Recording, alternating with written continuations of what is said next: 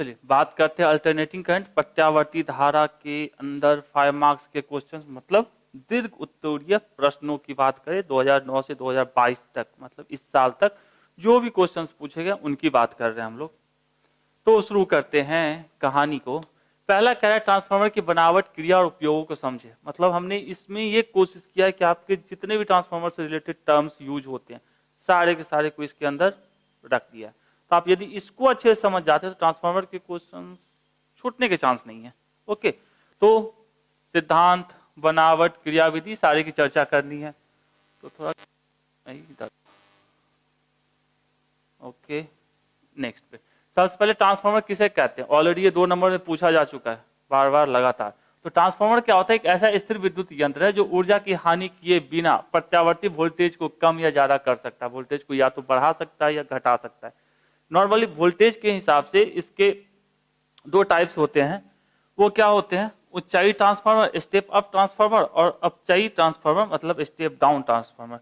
तो ऊंचाई वाले क्या करते हैं? स्टेप अप वाले क्या करते हैं कि वोल्टेज को बढ़ाते हैं। किसके लॉस में? मतलब करंट को कम करके वोल्टेज को बढ़ाते हैं। जबकि हमारा जो ये है अपचाई ट्रांसफार्मर, स्टेप डाउन ट्रांसफार्मर, ये क्या करते हैं? ये क्या करेंगे भैया? एक बढ़ा रहा है तो दूसरा घटाएगा। तो जो हमारा स्टेप डाउन ट्रांसफार्मर होता है वो क्या करता है? वोल्टेज को कम करता है और करंट की वैल्यू को बढ़ा देता है। ओके, यहाँ पे आपको याद होगा यहाँ चलिए नई चर्चा की है। यह ट्रांसफार्मर प्रत्यावर्ती धारा एसी की वोल्टता को बढ़ा देता है किंतु विद्युत धारा के मान को कम कर देता है। अभी जस्ट बोले उसी तरह यह ट्रांसफार्मर क्या करता है? प्रत्यावर्ती धारा की वोल्टता को घटा देता है और विद्युत धारा के मान को बढ़ा देता है। इस तरीके से देख सकते हैं हमारा यह हमारा क्या है? ऊंचाई ट्रांसफार्मर। मतलब इसमें क्या होते हैं? जो हमारे सेकेंड द्वितीयक कुंडली जो होती है, ओके, इसके अंदर नंबर ऑफ टर्न्स, फेरों की संख्या प्राथमिक वाले से ज्यादा होती है। तो यदि आप कभी भी टाइप्स ऑफ ट्रांसफार्मर बनाते हो उसमें ये फिगर जरूर बनाइए। और कभी फिगर बनाने से मत, यदि फिगर कहीं बना सकते हैं तो बनाइए जरूर। ओके, इसमें देखिए कितने हैं? 1 2 3 टर्न्स है। इसमें क्या है? 1 2 3 4 5। तो ये क्या कहलाएगा? हमारा ऊंचाई स्टेप अप ट्रांसफार्मर। वही अपचाई ट्रांसफार्मर के अंदर देख सकते हैं आपके पास ये हमारे हो गए प्राथमिक कुंडली, ये हो गए द्वितीयक। तो द्वितीयक में यदि प्राथमिक से कम फेरों की संख्या होगी तो वो क्या कहलाएगा? Step down. मतलब सेकेंडरी वाले में फेरों की संख्या कम, स्टेप डाउन। यदि ज्यादा तो स्टेप अप। इस केस में देखिए यहाँ 3 था, यहाँ कितने हैं? 5। जबकि इसमें क्या है? 3 2 5 हमारे प्राथमिक में है, इसमें कितने हैं? नहीं है। तो ये स्टेप डाउन कहलाएगा और ये स्टेप अप कहलाएगा। आसान सा है। आगे चलते हैं। ओके, अब ट्रांसफार्मर की बनावट को, ये एक्सपेक्टेड है, आप लोग को सबको पता होगा, फिर भी देख लेते हैं।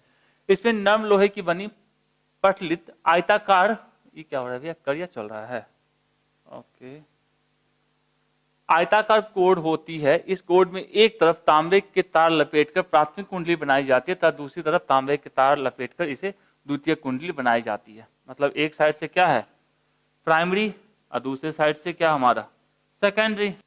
ओके, नेक्स्ट हमारा जिस प्रत्यावर्ती को बदलना है उसे प्राथमिक कुंडली के सिरों पर लगाया जाता है। मतलब यहां से जो हमारे पास जिसको बदलना है, जो जिसकी वोल्टेज कम है या ज्यादा है, जिसको करना है इसके साथ, तो उसको इस साइड से लगाएंगे। ओके, सिर्फ लगाया जाता है। बदलने के बाद वोल्टता प्राप्त करने के लिए द्वितीय कुंडली के सिरों पर को काम में लिया जाता है तथा बदलने तथा बदलने के बाद वोल्टता प्राप्त करने के लिए, अच्छा, ये जो बदलेगा उसको यहाँ सेकेंडरी कॉइल पे लगाते हैं, द्वितीयक वाले पे लगाते हैं। जो हमको आउटपुट चाहिए उसको कहाँ लगाते हैं? लोड को हम लगाते हैं दूसरे वाले पे, द्वितीयक कॉइल पे, जिससे हमको आउटपुट मिलेगा।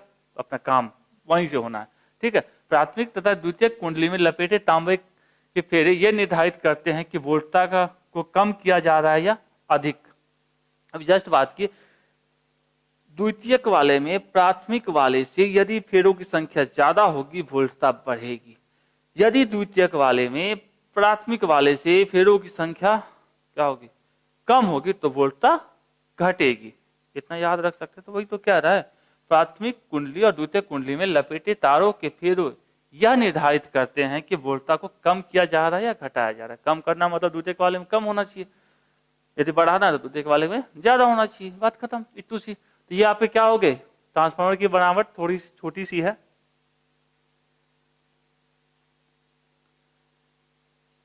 नेक्स्ट हम बात करते हैं ट्रांसफार्मर की कार्यविधि। कार्यविधि में क्या होता है, कुछ नहीं होता है, म्यूचुअल इंडक्शन पे वर्क करता है, ये आपको ही पता है। यहाँ से क्या क्या होता है देखिए, जब प्राथमिक कुंडली में प्रत्यावर्ती धारा प्रवाहित की जाती है तो इसके चारों ओर चुंबकीय क्षेत्र उत्पन्न हो जाते हैं। मतलब जो ही करंट इससे गया तो क्या होगा, इसके चारों ओर मैग्नेटिक फील्ड बनना शुरू हो जाएगा, चुंबकीय क्षेत्र बनेगा, हो जाता है। और प्राथमिक कुंडली से चुंबकीय बल रेखाएं निकलती है, जो निकल गई, लीजिए निकाल दी। वे चुंबकीय बल रेखाएं द्वितीय कुंडली से होकर गुजरती है। अब ये यहां से निकलने के बाद क्या होता है, यहां से होकर गुजरता है, ओके गुजार दिए। अतः द्वितीय कुंडली में गुजरने वाले चुंबकीय फ्लक्स में परिवर्तन होता है। परिवर्तन क्यों होता है, क्योंकि एसी को जोड़ा जा रहा है। एसी का हमेशा क्या होती है, दिशा बदलते रहती है, और क्या बदलती रहती है, उसका मान भी बदलते रहता है। तो स्वाभाविक है फ्लक्स की वैल्यू भी चेंज होती रहेगी, ओके परिवर्तन होता है। अतः द्वितीय कुंडली में सिरों के बीच क्या होते हैं, प्रेरित विद्युत वाहक बल उत्पन्न हो जाता है, ईएमएफ जनरेट हो जाता है, ओके। अब इसका सिद्धांत क्या आपको अच्छे से याद रखना है, ऑब्जेक्टिव में पूछा जाता है ट्रांसफार्मर किस सिद्धांत पर कार्य करता है, तो किसके सिद्धांत पर कार्य करता है, कहाँ गया भैया, अन्योन्य प्रेरण, म्यूचुअल इंडक्शन के ऊपर बेस्ड होता है ट्रांसफार्मर का वर्किंग, ओके। वर्किंग प्रिंसिपल किसके ऊपर, अन्योन्य प्रेरण या म्यूचुअल इंडक्शन के ऊपर बेस्ड होता है। ये आपकी क्या हो गई, कार्यविधि, आराम से। अब आगे चलते हैं, ओके आते हैं आगे। अब इसके कुछ थ्योरिटिकल चीजें हैं जो आप देखेंगे। इसके थ्योरी के हिसाब से प्राथमिक कुंडली में प्रेरित ईएमएफ का फॉर्मूला आपको पता है, minus N D phi by D T. तो हमारा प्राथमिक है, इसलिए प्राइमरी के लिए पी यूज किया, minus N P D phi by D T. अब जितना प्राइमरी से निकलेगा फ्लक्स फाई की वैल्यू उतना ही कहाँ जाएगा, द्वितीय में जाना है, सेकेंडरी में जाना है। तो यहाँ पे भी क्या हो जाएगा, सेकेंडरी के लिए माइनस एन एस मतलब secondary D phi by D T, okay. एक और दो से मतलब E S by E P यदि हम करें तो क्या होगा, E S by E P, तो ये दोनों तो कट ही जाएगा, सेम है। तो N S by N P, minus minus भी कट जाएगा, तो N S by N P.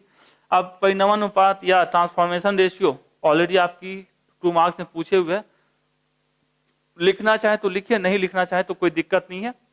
प्यार से ये फिगर बनाइएगा, इस फिगर में जो भी चीजें लिखी गई उसको क्लियरली लिखिए। जैसे हमारे पास यहाँ कुछ चीजें हैं फिगर के अंदर, जैसे यहाँ N1 लिखा हुआ यदि दिख रहा हो तो इसको NP कर लीजिएगा, और इसको N सेकेंडरी S, इसको भी S, और इसको भी P, इसको I P, और इसको I S।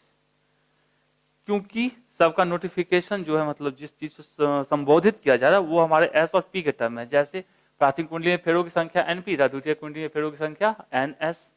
ध्यान में रखना है, लिखिए, अच्छी बात है। नहीं लिखते हैं तो भी ठीक ही है, चलेगा। प्राथमिक और द्वितीय कुंडली में प्रवाहित धारा IP और IS एवं प्राथमिक कुंडली के सिरों के पर निवेश वोल्टेज मतलब जो सप्लाई किया जा रहा है वो VP, और द्वितीय कुंडली के सिरों पर निर्गत वोल्टेज VS। तो आप इसको VS और VP के टर्म में भी लिख सकते हैं, ES और EP के टर्म में भी लिख सकते हैं, करंट के टर्म में भी लिख सकते हैं, और फेरों की संख्या N के टर्म में भी लिखा जा सकता है, ओके। तो उम्मीद है यहां तक आपको समझ में आया होगा।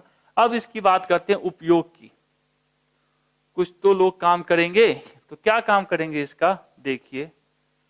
सबसे पहला और तगड़ा इंपॉर्टेंट, इससे पहले ही बात कर चुके हैं, वो होता है एक जगह से दूसरे जगह करंट को भेजने में ट्रांसफार्मर का भयंकर उपयोग है। जैसे जहां से भेजना होता है वहां हम लोग स्टेप डाउन ट्रांसफार्मर लगाते हैं, और बड़े बड़े झूमर जो बड़ा बड़ा है, ठीक है, स्टेप डाउन है, स्टेप अप ट्रांसफार्मर लगाते हैं और करंट की वैल्यू को कम करते हैं। तो वहां से बड़े बड़े झूमर जो बड़े बड़े राक्षस टाइप के दिखते हैं उसमें वोल्टेज को डाल दिया गया, तो वहां से करंट आती है, और घर पहुंचने के बाद हम लोग क्या करते हैं, उसको स्टेप डाउन करके घर में यूज करते हैं। तो दूर भेजने के लिए हमको सबसे ज्यादा किसकी जरूरत पड़ती है, ट्रांसफार्मर की, और इसमें दोनों ट्रांसफार्मर यूज होता है। जहां से चला वहां से स्टेप अप, जहां को यूज करना है वहां स्टेप डाउन, इससे एनर्जी लॉसेस कम होती है। सबसे ट्रांसफार्मर का पहला सबसे महत्वपूर्ण उपयोग बिजली घरों में विद्युत ऊर्जा को शहरों व घरों तक आवश्यकता अनुसार करके पहुंचाने के लिए। अब जहां जिसकी जो जरूरत है उस हिसाब से आप पहुंचाओगे। कहीं हमारा हेवी मशीन है, वहां 440 वोल्टेज की जरूरत है तो वहां पे अलग ट्रांसफार्मर लगेगा। घर में 220 के हिसाब से काम करते हैं तो वहाँ अलग ट्रांसफार्मर लगेगा। चलिए, रेलगाड़ियों में चुंबकीय ब्रेक लगाने के लिए बात कर ही चुके हैं, विद्युत शक्ति मीटर आपको फोटो के साथ दिखा चुके हैं, और प्रेरण भट्टी आग जलाने के लिए, मतलब किसी चीज को गर्म करने के लिए, जैसे हमारे पास हीटर वगैरह होता है, ठीक है, देखे होंगे। एक इंडक्शन भी होता है, वही टाइप का हमारा होता है प्रेरण भट्टी। तो ये हो गया अपनी कहानी कंप्लीट। आपने इसके हर एक टर्म को देखा, क्या क्या, ये हो गई ट्रांसफार्मर, उसके प्रकार, पिक्चर बनाए। नेक्स्ट हमारा हो गया ट्रांसफार्मर की बनावट, कार्यविधि, कुछ थ्योरेटिकल बातें और कुछ उपयोग की बातें। तो यहां तक हमारा ट्रांसफार्मर खत्म, कुछ ज्यादा लंबा है। आगे चलते हैं। प्रत्यावर्ती धारा के वर्ग माध्य मूल के लिए व्यंजक प्राप्त करें। मतलब हमसे पूछा जा रहा है RMS वैल्यू क्या होगा, इसके लिए व्यंजक बताइए। ठीक है, कोई बात नहीं है। सेम ऐसा ही मिलता जुलता क्वेश्चन कब पूछा गया है, 2021 में तो ये पूछा ही गया है, 11 और 16 में ये पूछा गया, कुछ ज्यादा ही पूछ लिया गया है कि प्रत्यावर्ती धारा, उसका महत्तम मान तथा वर्ग माध्य मूल मान की परिभाषा दीजिए, मतलब डिफिनिशनों दीजिए खुद। अच्छा, और माध्य मूल मान एवं महत्तम मान के बीच संबंध स्थापित कीजिए। एक तो आप पहले बताइए कौन क्या है, और उसके बाद फिर से क्या कीजिए, उसको रिलेशन बताना है कि पिक वैल्यू के साथ आई नॉट के साथ आरएमएस की क्या वैल्यू के साथ क्या रिलेशन होता है। तो ये रिलेशन आप तो ऑलरेडी याद करके रखोगे क्योंकि ऑब्जेक्टिव में पूछा जाता है। ठीक है, चलिए तो शुरू करते हैं कार्यक्रम में। इसके हमने किए 2 टुकड़े। पहले में हम लोग बात करेंगे प्रत्यावर्ती धारा क्या है, या उसका महत्तम मान क्या है, या वर्ग माध्य मूल मान क्या होता है, उसकी परिभाषा की बात करेंगे। और दूसरा में वर्ग माध्य मूल मान और महत्तम मान के बीच में क्या करेंगे, संबंध स्थापित करेंगे। तो आराम से कहानियां शुरू।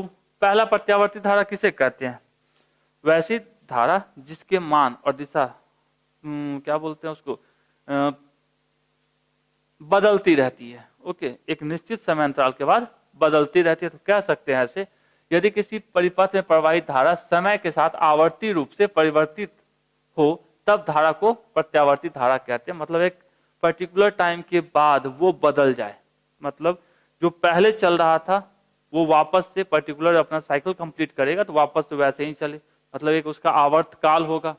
ओके, जैसे यहां से देख रहे होंगे, यहां से ये बहादुर चला और एक साइकिल कंप्लीट किया, वापस से ये पहले जैसा करने लगा, फिर आगे भी ऐसे ही करेगा। तो ये क्या है, इसका हमेशा बदलते रहता है। यहाँ पे देखिए मान कुछ और है, यहाँ कुछ और है, यहाँ कुछ और है, यहाँ कुछ और है, यहाँ कुछ और है, यहाँ बढ़ रहा था, यहाँ घटना शुरू हुआ, यहाँ गया तो निगेटिव हो गया। तो बदल रही है समय के साथ ना। तो ये हमारा क्या हो गया, प्रत्यावर्ती धारा की कहानी। अब प्रत्यावर्ती धारा का महत्तम मान, या इसको कहते हैं शिखर मान। तो यहाँ पे क्या दिख रहा है, ये जो इसका वैल्यू है इस समय क्या दिख रहा है हमको, सबसे ज्यादा मान आ रहा है। इसी को बोला जाता है पीक वैल्यू भी इंग्लिश में कहते हैं। मतलब आई नॉट से दिखाए, या यदि हमको ईएमएफ को दिखाना है तो उसको वी नॉट से दिखाते हैं। ओके, तो कह सकते हैं किसी भी दिशा में प्रत्यावर्ती धारा के अधिकतम मान को शिखर मान या धारा का महत्तम मान कहते हैं। इसे आई नॉट द्वारा निरूपित किया जाता है। इतना। और आई की इक्वेशन ये याद आपको जब एसी पढ़ाया गया होगा, मतलब हमने नहीं पढ़ाया होगा, जिन्होंने भी आपको पढ़ाया होगा उन्होंने आपको एसी के टर्म में करंट और उसके पीक वैल्यू, ठीक है, आई और आई नॉट के साथ ये एक संबंध दिखाया होगा कि मतलब यदि टी बदलेगा तो इसके वजह से ये पूरा साइन ओमेगा टी बदलेगा, जिसके वजह से इसकी वैल्यू बदलेगी, क्योंकि आई नॉट तो कांस्टेंट है। अब 5 के साथ कभी 0.5 को मल्टीप्लाई कीजिए, कभी 0.25 को गुना कीजिए तो क्या होगा, बदलेगा। तो आई की वैल्यू हमेशा बदलते रहती है। इक्वेशन इसी की बेसिस पे दिया जाता है। तो I equals to I naught sine omega T हमारा क्या होता है, इक्वेशन होता है करंट के लिए प्रत्यावर्ती धारा के केस में। और आई नॉट जो होता है यही हमारा क्या होता है, महत्तम मान होता है, क्योंकि इससे ऊपर ये नहीं जाएगा। ठीक, तो इतना आप लिखेंगे प्रत्यावर्ती धारा, उसके बाद उसके महत्तम मान के बारे में, और एक छोटा सा फिगर बना देंगे, उसमें दिखा देंगे भैया देख लीजिए ये इसका महत्तम मान है, आई नॉट है। आगे आते हैं प्रत्यावर्ती धारा के वर्ग माध्य मूल मान या आभासी मान या प्रभावी मान। तो याद है ये ऑलरेडी 2 नंबर में पूछा हुआ था, कहानी क्या थी वहां भी फिर थोड़ा सा देख लेते हैं। कुछ नहीं है, ये किसके टर्म में दिया जाता है, ऊर्जा के टर्म में दिया जाता है कि यदि किसी रेसिस्टेंस के अंदर प्रतिरोध के अंदर हम प्रत्यावर्तित धारा को एक फिक्स टाइम तक के लिए प्रवाहित करें तो जो हीट वो जनरेट करेगा, ऊर्जा जो उत्पन्न करेगी, उतनी ही ऊर्जा उतने ही टाइम में प्राप्त करने के लिए एसी के कितने मान को उसमें देना पड़ेगा उस प्रतिरोध के अंदर, तो वही एसी का मान क्या कहलाता है, उसका आरएमएस वैल्यू कहलाता है। तो चलिए देख लेते हैं। प्रत्यावर्ती धारा का वर्ग माध्य मूल मान वह स्थिर धारा है जो एक निश्चित समय में दिए गए प्रतिरोध में उतनी ही ऊष्मा उत्पन्न करते जितनी उसी समय एवं प्रतिरोध में दी गई प्रत्यावर्ती धारा द्वारा उत्पन्न होती है। और इसकी वैल्यू क्या होती है, ये होती है RMS value equal to I naught by √2। ठीक है, ये आप याद भी रखोगे, ऑब्जेक्टिव के पॉइंट ऑफ व्यू से बार बार लगातार पूछा जाता है। ओके, अब हमारे अगले टर्म में क्या है, सेकंड पार्ट से क्या है कि आरएमएस और आई नॉट के बीच में संबंध बताइए। तो फिलहाल तो ये ऑलरेडी 2 नंबर में किया हुआ है, नहीं भी लिखिएगा तो भी चलेगा। अब इसको निकालने के लिए हम लोग इंटीग्रेशन करेंगे। चलिए इंटीग्रेशन देखते हैं। अब आरएमएस वैल्यू किसके लिए की जाती है, पूर्ण चक्र के लिए, मतलब है हमारी कहानी यहाँ शुरू हुई यहाँ तक, इस यहाँ से लेके यहाँ तक के लिए पूरे साइकिल के लिए आरएमएस वैल्यू पहली बात निकाली जाती है। ओके, तो dt समय में किसी चालक में उत्पन्न ऊष्मा, हम लोग जानते हैं ऊष्मा जो होती है I H equals to I square R T. Sorry, मिट जा भाई तुम। जो हमारी क्या होती है, ये होती है आई स्क्वायर आर टी। यदि टी टाइम में कितनी ऊष्मा उत्पन्न हुई, वो हुई H। यदि dt टाइम की बात की जाए तो कितनी ऊष्मा उत्पन्न होगी, तो dt के लिए हमारा कितना होगा, dH ऊष्मा, क्योंकि R हमारा कांस्टेंट करंट तो है ये है। तो अब यहाँ पे याद होगा I की वैल्यू जस्ट पीछे लिखा हुआ था आपके लिए, I equals to I naught sine omega T. इसी चीज को यहाँ चिपका दिया, I naught sine omega T, I square का स्क्वायर। अब इसका स्क्वायर है मतलब एक बार आई नॉट का स्क्वायर और साइन का स्क्वायर करके यहाँ लिख दिए, और आर टी का आर टी। ठीक है, अब ये वहां लिख चुके हैं। अब dt टाइम में इतनी ऊष्मा उत्पन्न हुई तो t टाइम में कितनी, चालक में कितनी ऊष्मा उत्पन्न होगी, तो इसको इंटीग्रेट करेंगे, मतलब dH को इंटीग्रेट करेंगे कहां से कहां तक, 0 से t तक के लिए। तो हमको जो ऊष्मा उत्पन्न हुई है किस टाइम में, t टाइम में, कर दीजिए। dH बराबर कितना निकालें, I naught sine square omega T, this. Just इसको उठा के यहाँ पटक दिए। अब इसमें कांस्टेंट है उसको बाहर, जो कांस्टेंट नहीं है वो अंदर रहेगा। तो आई नॉट हमारा कांस्टेंट होता है, आर कांस्टेंट होता है, इसके साथ टी लगा हुआ है, कांस्टेंट नहीं है तो ऑलरेडी इंटीग्रेशन है। तो आई नॉट का स्क्वायर और आर बाहर आ गया, अंदर क्या बच गया, sign square omega T dt। तो sign square omega T dt। अब साइन स्क्वायर ओमेगा टी यदि आपको इंटीग्रेशन आता है तो आप इजिली कर सकते हो, इसके आगे नहीं आता है तो बच्चे टाइप से हम फिर भी बताएंगे। तो सबसे पहले हमको क्या किए, इस पूरे बहादुर को इसमें कैसे लिखे हैं ये समझते हैं, इसमें नहीं पूरे में कैसे लिखे हैं समझिएगा। कभी सुने होंगे आप साइन नहीं कॉस 2x का फॉर्मूला होता है 1 माइनस 2 साइन स्क्वायर x। कभी आपने पढ़ा होगा, पढ़ाई होगा, ऐसी अब एग्जाम नजदीक है बिल्कुल पढ़ा होगा। तो यहां से हम करें इसको इस साइड और इसको इस तरफ, तो क्या लिख सकते हैं, 2 sine square x is equals to 1 minus cos 2x। यहां से लिखते साइन स्क्वायर x बराबर 1 माइनस कॉस 2x बाई 2।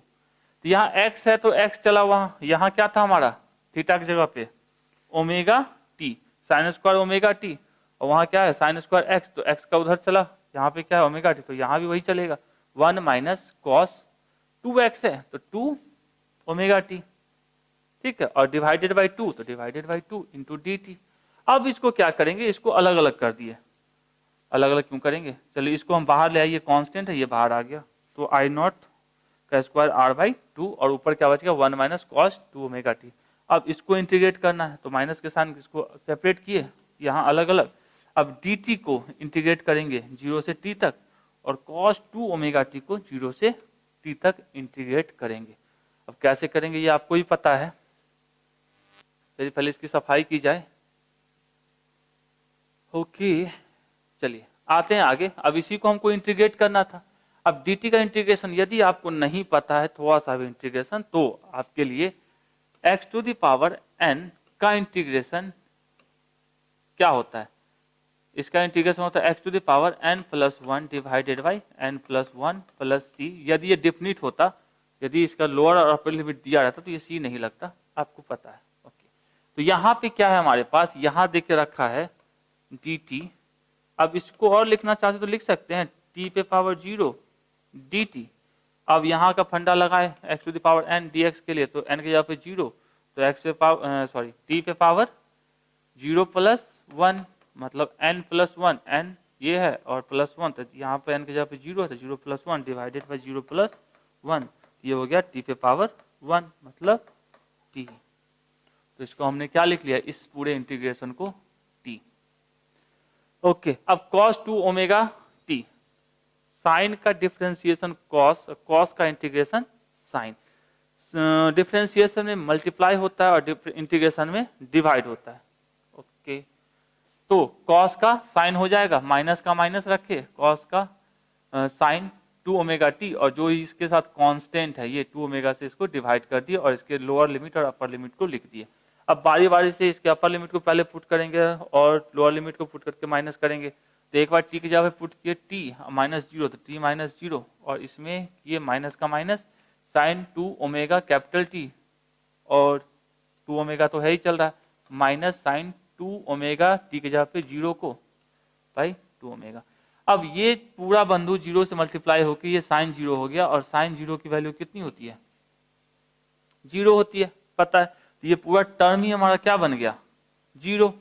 तो इस वाले डब्बे से हमको क्या मिला, sine 2 omega T by 2 omega, और इस वाले डब्बे से ये साफ, मतलब टी माइनस समथिंग, तो लिख सकते हैं आई नॉट आर, जो हमारा पहले था आई नॉट आर बाई 2, यहाँ से टी का टी और sine 2 omega T by 2 omega, क्योंकि ये ऑलरेडी 0 हो गया, क्योंकि साइन 0 0 हमारा होता है।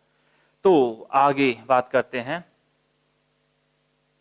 कोस। देखिए, यदि थोड़ा दिक्कत हो रहा है समझने में तो कोशिश कीजिएगा थोड़ा सा इंटीग्रेशन यदि आपका अच्छा हो जाए तो सब समझ में आएगा। कोई बहुत बड़ा चीज नहीं, छोटा सा इंटीग्रेशन, मतलब बच्चा वाला इंटीग्रेशन है। तो इसको सफाई किया जाए, आगे चलते हैं। ये तो अभी हम जस्ट लेके आए। ओके, तो ओमेगा बराबर हम लोग क्या जानते हैं, ओमेगा इज इक्वल्स टू होता है 2 पाई बाई टी। तो यहाँ चिपका दिए, ये देखिए 2 omega 2 pi by T into T, T से टी कट गया, बचा क्या, ये 2 और ये 2 पाई, तो हमारा क्या बचेगा 4 पाई, टी का जैसा था वैसा है और 2 ओमेगा जैसा है वैसा है।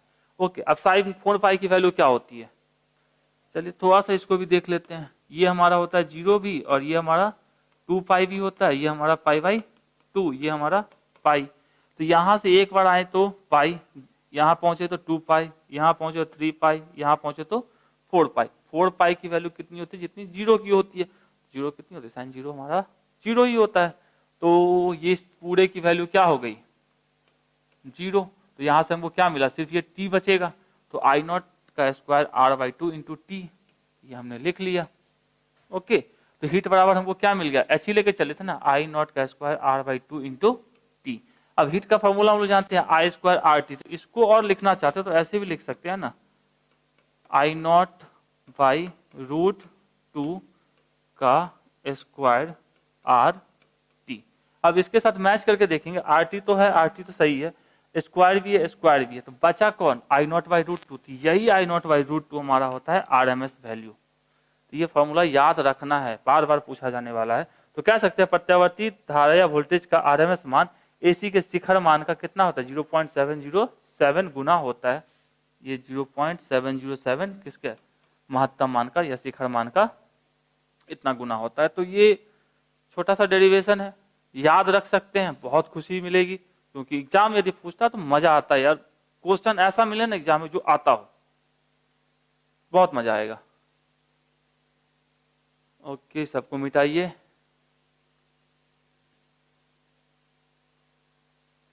आगे, किन कारणों से ट्रांसफार्मर की दक्षता घटती है। ट्रांसफार्मर की दक्षता का मतलब आप लोग को 2 नंबर में ऑलरेडी हम बात कर चुके हैं। दक्षता मतलब क्या होती है, आउटपुट बाय इनपुट, मतलब क्या निर्गत हुआ और क्या निर्गत हुआ।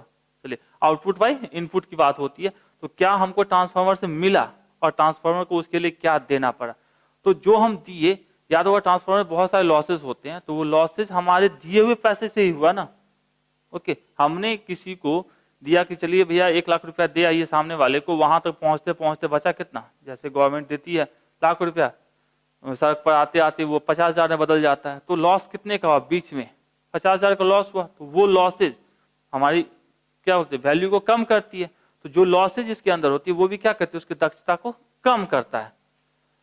तो फ्लक्स सबसे पहले इसमें जो आता है हमारे लॉसेज में, ये ऑलरेडी आपको 2 मार्क्स में भी कई बार पूछ चुका है, तो थोड़ा सा देख लेते हैं। फ्लक्स 6, जैसे प्राथमिक और द्वितीयक हमारा जो कुंडली होती है, तो प्राइमरी वाले से जो फ्लक्स निकला उसको द्वितीय वाले में सारे के सारे को जाना है। यदि नहीं गया, इधर उधर से निकल गया, मतलब बाहर से निकल गया, तो उसको लॉस में काउंट करेंगे। तो कह सकते हैं प्राथमिक और द्वितीय कुंडलियों के युग्म ठीक नहीं होता है, और प्राथमिक कुंडली में उत्पन्न चुंबकीय फ्लक्स सभी द्वितीय कुंडली से संबंध नहीं होते, तथा कुछ कोड से न जाके क्या होता है, वायु होकर चली जाती है, मतलब बाहर से होकर चली जाती है। तो हमारा ये क्या हो गया, बाहर से जो चली गई वो क्या होता है, लॉस में काउंट होंगी। तो इसको लिख सकते हैं फ्लक्स लॉस। दूसरा ताम्र लॉस, जानते हैं कॉपर का बना होता है, तांबे का जो वाइंडिंग होती है, कुंडलियां होती है, तो स्वाभाविक है उसमें करंट पास करेगा, तो क्या होगा, करंट के पास करने से वो तांबे की जो कुंडलियां वो गर्म होंगी, गर्म होकर हीट लॉस करेगा। सेम कहानी वही सब लिखा हुआ है। प्राथमिक द्वितीय कुंडलियों में तांबे के तार के प्रतिरोध के कारण कुछ विद्युत ऊर्जा ताप ऊर्जा में परिवर्तित होती है, जिसे ही ताम्रक्षय होती है। तीसरा लॉस है, ये किसके कारण होता है, एडी करंट सुने हैं, तो कह सकते हैं ट्रांसफार्मर में लोहे के कोर में भंवर धाराओं के प्रेरण से भी ऊष्मा के रूप में शक्ति क्षय होती है। यही भंवर धारा एडी करंट के रूप में होती है, तो होती है, जिसे लौह क्षय कहते हैं। लोहे के कोर को परतदार बना देने पर लौह क्षय घटता है। पतला पतला सीट के टर्म में यदि आप यूज करते हो पतली सीट में, तो वो क्या होगा, लौह क्षय कम होता है। इसलिए कभी ट्रांसफार्मर आपने तोड़ा होगा तो देखा होगा कि पतले पतले सीट्स को एक साथ नट बोल्ट पे टाइट किया जाता है, तब जाकर ट्रांसफार्मर का इतना मोटा बॉडी बनता है। चलिए नेक्स्ट बात करते हैं शैथिल्य क्षय। शैथिल्य क्षय का मतलब है कि एसी की क्या खूबी है, हमेशा अपनी डायरेक्शन को बदलता है, मैग्नीट्यूड को बदलता है।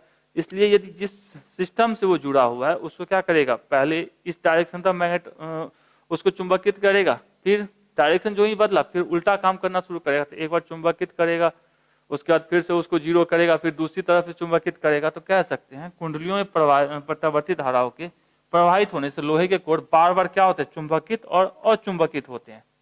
एक बार इधर जा रहा था तो इधर का डायरेक्शन बदला, फिर उल्टा जहां से गया था पहले जो था उसको भी जीरो बनाया, फिर इस डायरेक्शन किया। तो इसकी वजह से क्या होते हैं, लॉसेस होते हैं। इसलिए प्रत्येक चुंबकीय चक्र में कुछ ऊर्जा शैथिल्य के कारण क्षय होती है, जिसे शैथिल्य क्षय कहते हैं।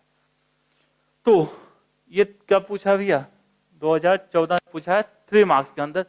तो आप 4 पॉइंट लिख दोगे, उम्मीद है समझ में आया होगा थोड़ा सा। तो थोड़ा सा पढ़िएगा, समझ में आएगा। ऑलरेडी इसके बारे में हम लोग 2 मार्क्स में चर्चा कर चुके हैं। ओके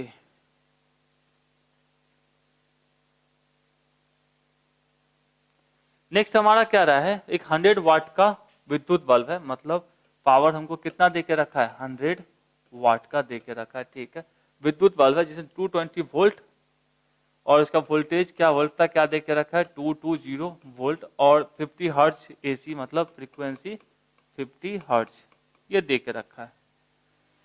दिए हैं तो क्या करे, एसी विद्युत आपूर्ति पर कार्य करता है।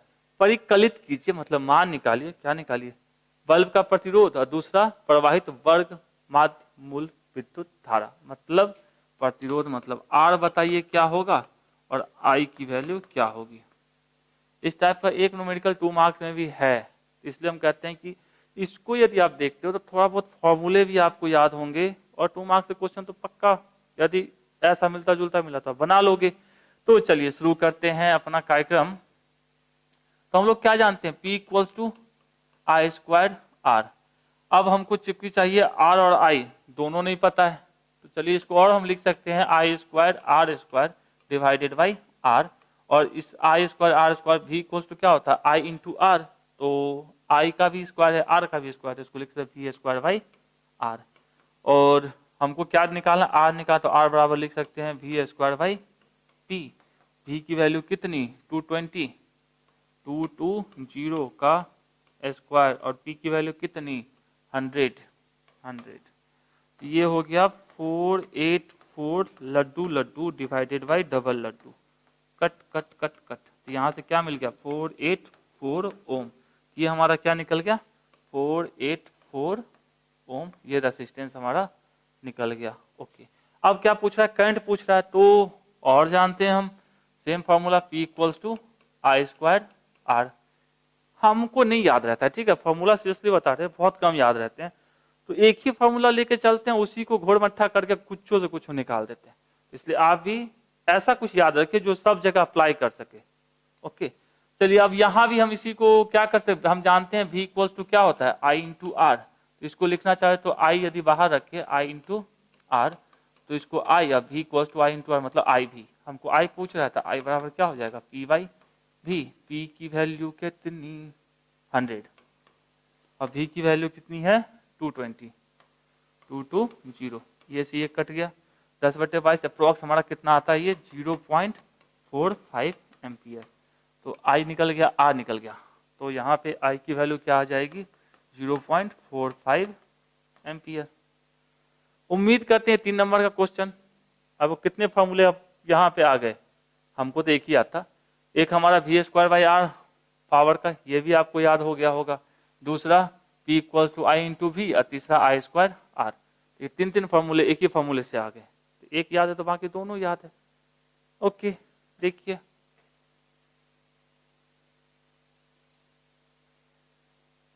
चलिए नेक्स्ट की बात करते हैं, भावर धारा को परिभाषित करिए, कैसे ऊष्मा उत्पन्न, ये कैसे ऊष्मा उत्पन्न होती है, भावर धारा किसी ट्रांसफार्मर में कैसे अनावश्यक है तथा इसे किसी यंत्र में कैसे कम किया जाता है।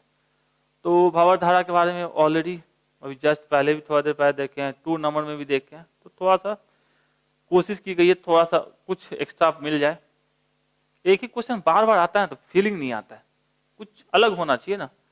चलिए, भावर धारा, जब किसी परिवर्तनशील चुंबकीय फ्लक्स में किसी चालक आवृत्ति को रखा जाता है तो आकृति से संबद्ध चुंबकीय फ्लक्स में परिवर्तन होने से इस आकृति में भी प्रेरण की घटना उत्पन्न होती है, मतलब वो जो आकृति है, जो मैग्नेटिक प्लेट्स है, ठीक है, उसको जब किसी बदलते हुए चुंबकीय फ्लक्स के बीच में रखा जाता है तो क्या होती है, उसके ऊपर प्रेरित विद्युत वाहक बल उत्पन्न होता है, या कह सकते प्रेरित धारा उत्पन्न होती है, जिसके कारण गोलू गोलू सा, जिसके कारण क्या होती है उसमें उष्मा उत्पन्न होती है, जिसके कारण वो गर्म हो जाता है, गर्म होने के कारण हीट लॉस करता है।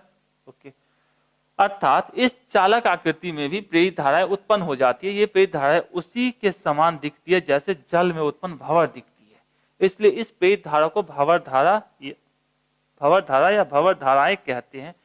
इनको फोको करंट, फोको धाराएं के नाम से, धाराओं के नाम से भी जाना जाता है, मतलब इसका दूसरा नाम फोको मतलब फोको, चलिए फोको मत समझ लीजिएगा, या भंवर धारा कहते। तो ये भंवर धारा कैसे उत्पन्न हुई, अब ट्रांसफार्मर के लिए कैसे अनावश्यक है वो ऑलरेडी पीछे देख चुके हैं, हीट पैदा करेगा उष्मा, उसके वजह से उष्मा पैदा किसके कर रहा है, करंट से ही कर रहा है ना, जो करंट उसको इनपुट में आ रही है उसी को यूज कर रहा है उष्मा पैदा करने के लिए, और उस उष्मा का क्या हमको हाथ थोड़ी ना सेकना है, तो ट्रांसफार्मर के लिए अनावश्यक है, पहले से भी क्लियर है। और इसे किसी यंत्र में कैसे कम किया जा सकता है, तो इस भावर धारा की हानि तथा उन्हें कम करने के उपाय, जैसे अनेक विद्युत उपकरण जैसे ट्रांसफार्मर, डायनमो, प्रेरण कुंडली आदि में नर्म लोहे के कोर का प्रयोग होता है। इस उपकरणों में प्रत्यावर्ती धारा बहने से कोर से बद्ध चुंबकीय फ्लक्स में परिवर्तन होता है तथा इससे भावर धारा उत्पन्न होने से कोर गर्म हो जाती है। इस प्रकार विद्युत ऊर्जा उष्मीय ऊर्जा के रूप में क्षय होने लगती है, जो कि अवांछनीय है, मतलब जिसकी जरूरत नहीं है। ओके, तो भावर धाराओं के प्रभाव को कम करने के लिए कोर को अकेले टुकड़े के रूप में ना लेकर, मतलब कोर जो ट्रांसफार्मर देखोगे तो कुछ ऐसा दिखेगा सकलो सूरत में, ठीक है, सिंगल। यदि ऐसा होता तो भावर धाराएं ज्यादा बनेंगी और क्या होंगी, एनर्जी लॉसेस ज्यादा होगा। तो इसको कैसे बनाया जाता है, इसको प्लेट को जोड़ जोड़ के नट बोल्ट लगा के इसको प्लेट्स के टर्म में चिपका दिया जाता है, तब भावर धाराएं क्या होती है, कम होती है। तो अकेले टुकड़े में ना लेकर पटलित रूप में लेते हैं तथा पट्टियां पृथक्कृत वार्निश द्वारा क्या होती है, विद्युत पृथक्कृत कर दी जाती है। इस पत्तियों को चुंबकीय क्षेत्र के अनुदिश रखते हैं, जिससे भावर धाराएं पत्ती की मोटाई में उत्पन्न होती है। इस प्रकार पतली लौह कोर द्वारा भंवर धाराओं का दुष्प्रभाव कम हो जाता है। मतलब इसको पतली पतली यूज करोगे तो आपको क्या होगा, भंवर धारा तो बनेगी लेकिन कम बनेगी। कम बनने से क्या फायदा है, उष्मा का लॉस कम होगा, लॉसेस कम तो आपको इफिशियंसी ज्यादा मिलेगी। ठीक है, ट्रांसफार्मर की क्षमता ज्यादा होगी, ट्रांसफार्मर ज्यादा समय तक चलेगा। और क्या चाहिए, लॉसेस कम, ट्रांसफार्मर के लिए कंपलसरी। तो ये कुछ कथावाचन है, उम्मीद करते हैं थोड़ा थोड़ा सा आप इसको नोट करके अच्छे से समझ के रखिएगा, क्योंकि समझा हुआ चीज ही एग्जाम में लिखा जाता है। ओके ओके, चलिए आगे देखिए क्या है। Thanks for watching, thanks for watching आपको भी, और अपने दोस्तों के साथ शेयर कीजिए, लाइक कीजिए, कमेंट कीजिए। हम इंतजार करते हैं ना कि आपके कमेंट क्या है।